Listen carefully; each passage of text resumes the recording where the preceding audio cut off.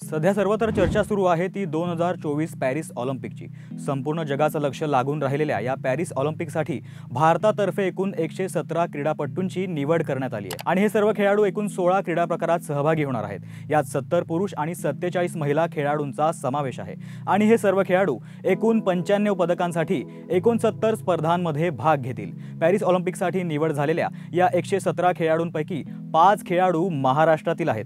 तिरंदाजीत प्रवीण जाधव, शूटिंग मध्ये स्वप्नील कुसले, एथलीट्स मध्ये अविनाश साबळे आणि सर्वेश कुशारे आणि बॅडमिंटन मध्ये चिराग शेट्टी। पॅरिस ऑलिम्पिक 2024 ला 26 जुलैपासून सुरुवात होणार आहे, म्हणून त्याआधी आपण भारतातर्फे पदकांच्या प्रमुख दावेदारांवर एक नजर टाकूयात। या सर्वात पहिलं नाव आहे भालाफेकपटू नीरज चोप्राचं, त्यानंतर बॅडमिंटनपटू P V. Sindhu, weightlifting Mirabai Chanu, boxing मध्ये लोव्हलिना बोरगोहेन, बॅडमिंटन पुरुष दुहेरीमध्ये चिराग शेट्टी आणि सात्विक साईराज रँकीरेड्डी, शूटिंग मध्ये मनू भाकरवर, बॉक्सिंग मध्ये निखत जरीन, कुस्तीपट्टू अंतिम पांघल, शूटिंग मध्ये ऐश्वरी प्रताप सिंग तोमर आणि यांच्या सोबतच भारतातर्फे पदकाचा आणखी एक प्रमुख दावेदार आहे भारतीय पुरुष हॉकी संघ।